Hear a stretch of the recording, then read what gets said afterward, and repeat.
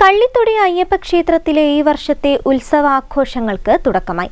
ഞായറാഴ്ച രാവിലെ കൊടിയേറ്റത്തോടെയാണ് ഉത്സവാഘോഷങ്ങൾക്ക് ആരംഭം കുറിച്ചത്. ഏപ്രിൽ 5 മുതൽ 7 വരെയാണ് ഉത്സവം. കള്ളിത്തൊടി ശ്രീ അയ്യപ്പ ക്ഷേത്രത്തിലെ ഈ വർഷത്തെ ഉത്സവാഘോഷങ്ങൾക്ക് ഞായറാഴ്ച രാവിലെ കൊടിയേറ്റത്തോടെയാണ് ആരംഭം കുറിച്ചത്.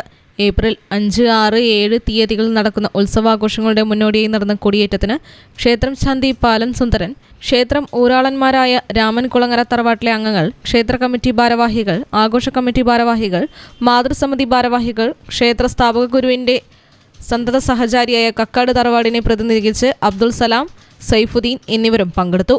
ഏപ്രിൽ 5 രാവിലെ ഗണപതി ഹോമത്തോടു കൂടി ഉത്സവാഘോഷങ്ങൾക്ക് തുടക്കം കുറിക്കും. തുടർന്ന് കലവറ നിറയ്ക്കൽ, സർവൈശ്വര്യ പൂജ, സാംസ്കാരിക സംഗമം, നൃത്തനൃത്യങ്ങൾ എന്നിവയും നടക്കും.